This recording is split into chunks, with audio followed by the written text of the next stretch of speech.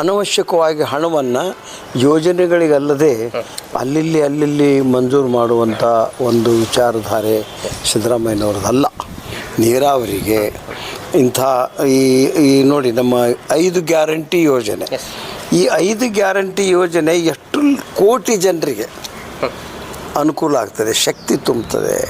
ದೇವರಾಜ ಅರಸರ ದೃಷ್ಟಿ ಮುಂದುಳಿದ ವರ್ಗದವ್ರನ್ನ ತುಳಿದು ಹಿಂದುಳಿದ ವರ್ಗದವ್ರನ್ನ, ಅಲ್ಪಸಂಖ್ಯಾತರನ್ನು, ಪರಿಶಿಷ್ಟ ವರ್ಗದವ್ರನ್ನ ಮೇಲೆ ತರಬೇಕನ್ನತಕ್ಕಂತಹ ವಿಚಾರಧಾರೆಯ ಹಿನ್ನೆಲೆಯವರಲ್ಲ. ವೀಕ್ಷಕ ಪ್ರಭುಗಳಿಗೆ ನಮಸ್ಕಾರ. ನಾವಿವತ್ತು ಬಾಗಲಕೋಟೆ ಜಿಲ್ಲೆಯ ಕಾಂಗ್ರೆಸ್ ಕಚೇರಿಯಲ್ಲಿ ಇರುವಂಥದ್ದು. ನಮ್ಮ ಜೊತೆ ಗಣ್ಯರಿದ್ದಾರೆ. ಸೊ ಗಣ್ಯರೊಂದಿಗೆ ಮಾತನಾಡಿಸುವ ಉದ್ದೇಶ ಇಷ್ಟೇ. ಇವತ್ತು ನಾಳೆ ಅಂಬೇಡ್ಕರ್ ಅವರ ಒಂದು ಮೂರ್ತಿಯನ್ನು ಪ್ರತಿಷ್ಠಾಪನೆಯನ್ನು ಕಾಂಗ್ರೆಸ್ ಕಚೇರಿಯಲ್ಲಿ ಮಾಡ್ತಾ ಇದ್ದಾರೆ.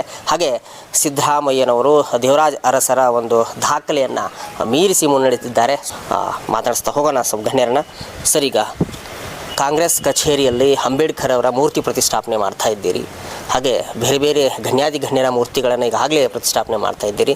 ಸೊ ಒಂದು ರೀತಿ ನೋಡ್ತಾ ಇದ್ದರೆ ಮದುವಿನ ಗಿತ್ತಿಯಂತೆ ಶೃಂಗಾರಗೊಂಡಿದೆ ಕಾಂಗ್ರೆಸ್ ಕಚೇರಿ. ಏನು ಹೇಳ್ತೀರಿ ಸರ್? ಇಡೀ ನಮ್ಮ ದೇಶಕ್ಕೆ ಸಂವಿಧಾನವನ್ನು ನೀಡಿದವರು ಡಾಕ್ಟರ್ ಅಂಬೇಡ್ಕರ್ ಅವರು. ಸ್ವತಂತ್ರ ಭಾರತದ ಮೊದಲನೇ ಕಾನೂನು ಸಚಿವರಾಗಿ ಮುಂದಿನ ಹಲವಾರು ಯುಗಗಳವರೆಗೆ ನೆನೆಸಿಕೊಂಡು ಹೋಗ್ತಾ ಇರತಕ್ಕಂತಹ ಒಂದು ಮಹಾನ್ ಸಂವಿಧಾನವನ್ನು ನೀಡಿದವರು ಅಂಬೇಡ್ಕರ್ ಅವರು. ಇಡೀ ಜಗತ್ತಿನ ಸಂವಿಧಾನಗಳನ್ನು, ಸ್ಥಿತಿಯನ್ನು, ಪದ್ಧತಿಯನ್ನು ಅಭ್ಯಾಸ ಮಾಡಿ ಒಂದು ಸತತ ಪರಿಶ್ರಮದಿಂದ, ಅವರ ಅಂದಿನ ಪರಿಶ್ರಮವನ್ನು ನೆನೆದರೆ ದಿನಕ್ಕೆ 4 ತಾಸಾದರೂ ನಿದ್ರೆ ಮಾಡ್ತಾ ಇದ್ರೋ ಇಲ್ಲೋ ಅಂತಕ್ಕಂಥ ಇತಿಹಾಸ ಇದೆ.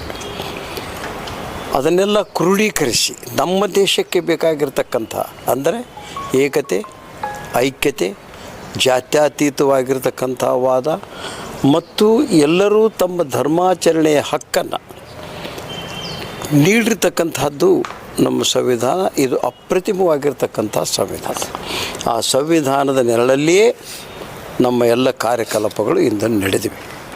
ಅಂತಹ ಒಬ್ಬ ಮಹನೀಯನ, ಮೇಧಾವಿಯ, ಹಲವಾರು ಭಾಷೆಯ ತಜ್ಞ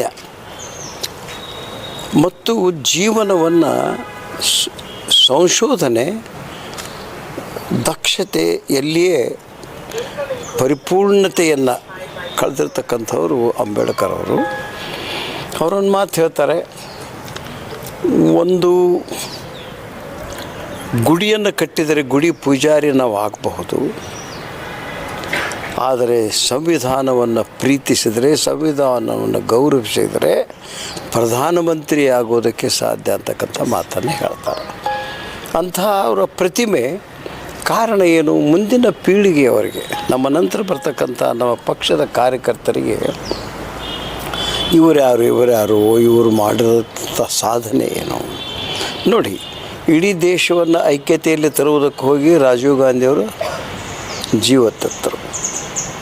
ಇಂದಿರಾ ಗಾಂಧಿಯವರು ಈ ದೇಶದಲ್ಲಿ ಮಂದಿರಗಳು, ದೇವರ ಮೂರ್ತಿಗಳಿರಬೇಕು ಹೊರತಾಗಿ ಮದ್ದು ಗುಂಡುಗಳಿರಬಾರ್ದು ಅನ್ನುವಂಥ ಆಪರೇಷನ್ ಬ್ಲೂ ಸ್ಟಾರ್ ಮಾಡಿ ಜೀವ ತೆತ್ತರು. ಮಹಾತ್ಮಾಜಿಯವರು ಸ್ವಾತಂತ್ರ್ಯವನ್ನು ತಂದುಕೊಟ್ಟು ದೇಶದ ಉದ್ದಗಲಕ್ಕೂ ಕಾಲ್ನಡಿಗೆ ನಡೆದು ಚಳವಳಿ ಮಾಡಿ ಕೊನೆಗೆ ಗುಂಡಿಗೆ ಆಹುತಿಯಾದರು. ಇಂಥವರ ಇತಿಹಾಸ ಮುಂದಿನ ಪೀಳಿಗೆಗೆ ಬಹಳ ಮುಖ್ಯ.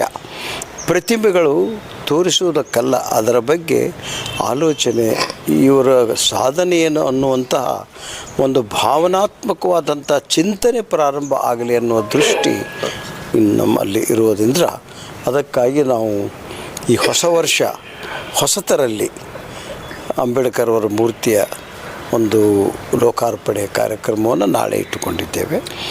ಜಿಲ್ಲಾ ಉಸ್ತುವಾರಿ ಸಚಿವರು ಇದರ ಉದ್ಘಾಟನೆ ಮಾಡ್ತಾರೆ. ನಮ್ಮ FS ಜಕ್ಕಪ್ಪನವರು MLC ಅತಿಥಿಯಾಗಿ ಬರ್ತಾರೆ.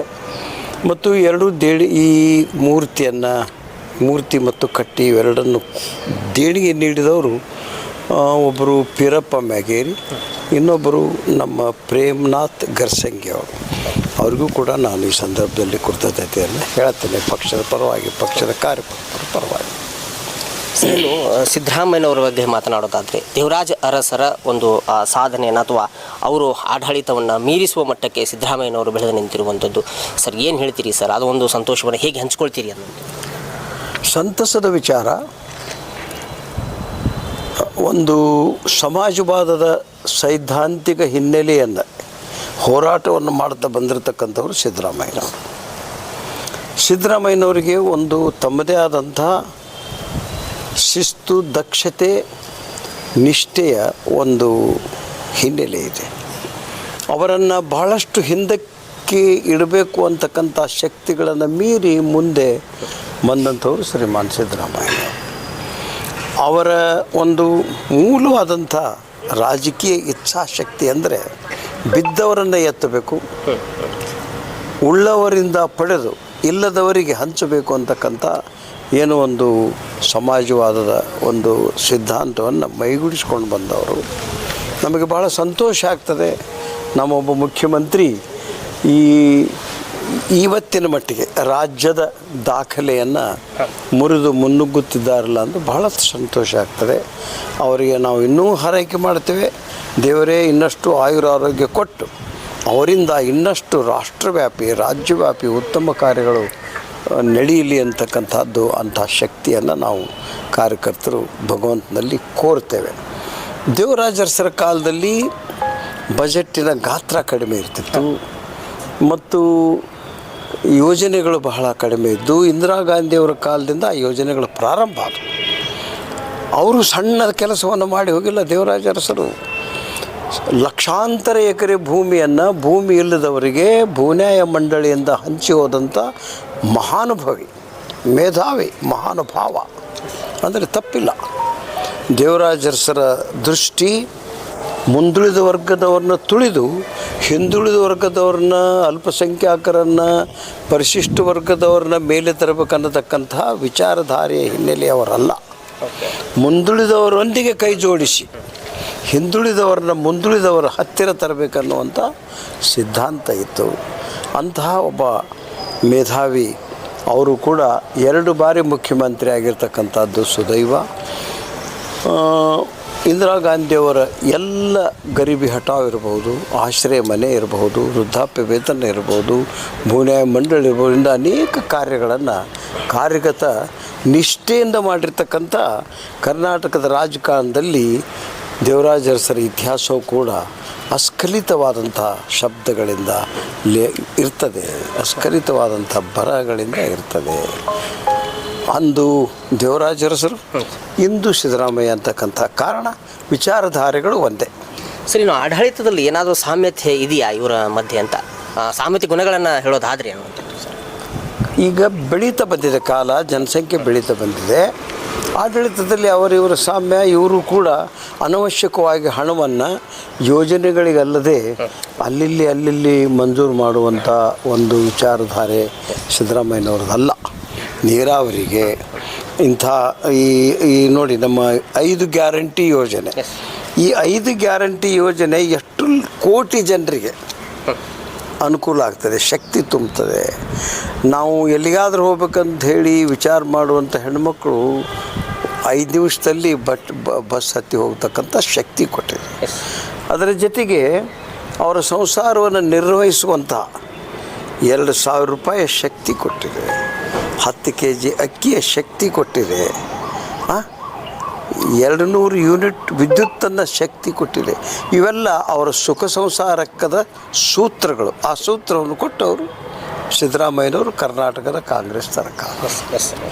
ಇನ್ನು ನಾಳೆ ಎಷ್ಟು ಗಂಟೆಗೆ ಇರಲಿದೆ ಸರ್? ನಮ್ಮದು 10:00 ಇಲ್ಲಿ ಮೂರ್ತಿಯ ಲೋಕಾರ್ಪಣೆ ಮಾಡಿ ಅಂಬೇಡ್ಕರ್ ಭವನದಲ್ಲಿ ಕಾರ್ಯಕರ್ತರು, ಅಭಿಮಾನಿಗಳು ಅವರ ಬಗ್ಗೆ, ಅವರ ವಿಚಾರದ ಬಗ್ಗೆ ಒಂದು ಸಭೆ ಮಾಡಿ 1 ಗಂಟೆವರೆಗೆ ಸಭೆ.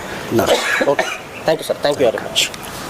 ಇದಿಷ್ಟು ಎಸ್ ಜಿ ನಂಜೇನಮಠರು ಮಾಜಿ ಶಾಸಕರಾಗಿರುವಂತಹ ಎಸ್ ಜಿ ನಂಜೇನಮಠರವರ ಮಾತುಗಳಾಗಿತ್ತು. ನಾಳೆ 9 ಗಂಟೆಯ ನಂತರ ಕಾಂಗ್ರೆಸ್ ಕಚೇರಿಯಲ್ಲಿ ಹಬ್ಬದ ವಾತಾವರಣ ನಿರ್ಮಾಣವಾಗುತ್ತೆ. ಅದರೊಂದಿಗೆ ಅಂಬೇಡ್ಕರ್ ಅವರ ಮೂರ್ತಿ ಪ್ರತಿಷ್ಠಾಪನೆ ಆಗುತ್ತೆ. ಸೊ ನೀವೆಲ್ಲ ನೋಡ್ತಾ ಇರ್ಬೋದು, ಇಲ್ಲಿ ಬೇರೆ ಬೇರೆ ಗಣ್ಯರ ಮೂರ್ತಿಗಳ ಪ್ರತಿಷ್ಠಾಪನೆ ಮಾಡಿದ್ದಾರೆ. ಇವತ್ತು ನಮ್ಮ ಬಾಗಲಕೋಟೆಯ ಕಾಂಗ್ರೆಸ್ ಕಚೇರಿಯಲ್ಲಿ KDTV ಕನ್ನಡ ಇರುವಂಥದ್ದು.